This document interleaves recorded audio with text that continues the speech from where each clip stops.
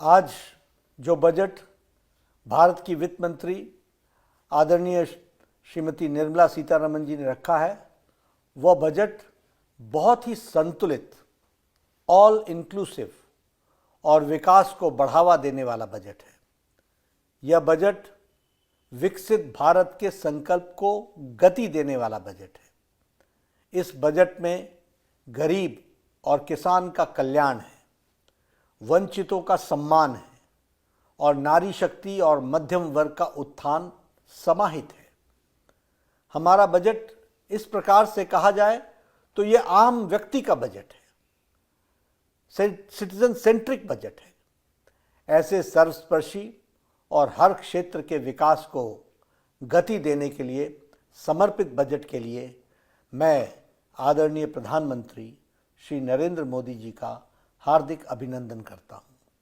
वित्त मंत्री श्रीमती निर्मला सीतारमण जी एवं उनकी पूरी टीम को अपने पार्टी के करोड़ों करोड़ों कार्यकर्ताओं की ओर से हार्दिक बधाई देता हूं। सशक्त नेतृत्व ही विकसित भारत को आकार दे रहा है।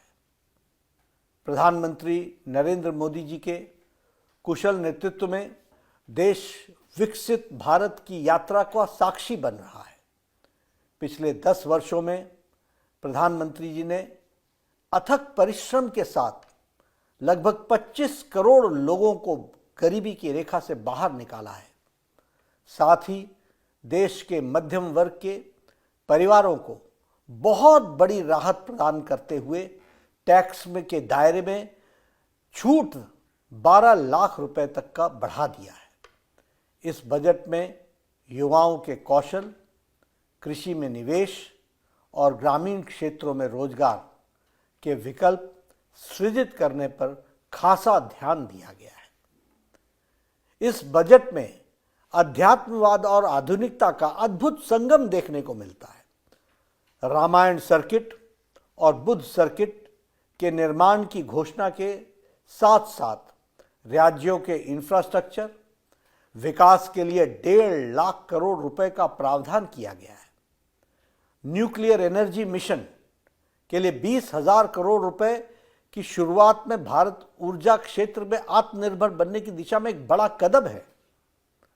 पर्यटन को बढ़ावा देने के लिए 50 प्रमुख स्थलों का राज्यों की भागीदारी से विकास किया जाएगा, जिससे न केवल सांस्कृतिक धरोहर को संरक्षित किया जाएगा बल्कि स्थानीय रोजगार के अवसर भी बढ़ेंगे। आईआईटी की क्षमता का विस्तार तकनीकी शिक्षा और नवाचार को सशक्त बनाएगा। स्वास्थ्य कल्याण की दृष्टि से बजट में लगभग 1 लाख करोड़ रुपए का प्रावधान दिया गया है, जो 2014-15 के मुकाबले 191% अधिक है।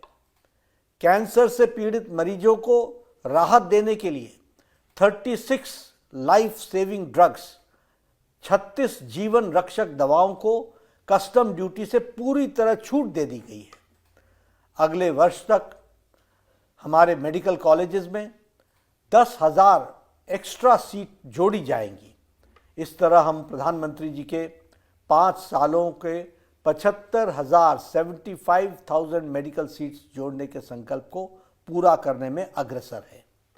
बिहार के किसानों के लिए मखाना बोर्ड की स्थापना और देश में दालों के उत्पादन को बढ़ाने पर विशेष ध्यान दिया गया है, जिससे कृषि क्षेत्र में नई मजबूती मिलेगी। लघु उद्योगों को और स्टार्टअप को बढ़ावा देने के लिए स्टार्टअप लोन की सीमा को 10 करोड़ से बढ़ाकर 20 करोड़ रुपए तक कर दी गई है, जो नए उद्यमियों और युवाओं के लिए सुनहरे अवसर प्रदान करेगा। इस बजट में विकास भी और विरासत भी संरक्षित हुई है। बजट का फोकस आत्मनिर्भर भारत के संकल्प को साकार कर रहा है। भारत को वैश्विक आर्थिक स्थिति और आर्थिक शक्ति के रूप में स्थापित कर रहा है। This is the golden era of development and of reforms. विकास का गोल्डन एरा यानी स्वर्णिम युग है। मैं पुनः ऐसे कल्याणकारी बजट के लिए, सिटीजन सेंट्रिक बजट के लिए आदरणीय प्रधानमंत्री श्री नरेंद्र मोदी जी को और वित्त मंत्री श्रीमती निर्मला सीतारमण जी को एवं उनकी पूरी टीम को कोटि कोटि साधुवाद देता हूं, बधाई देता हूं।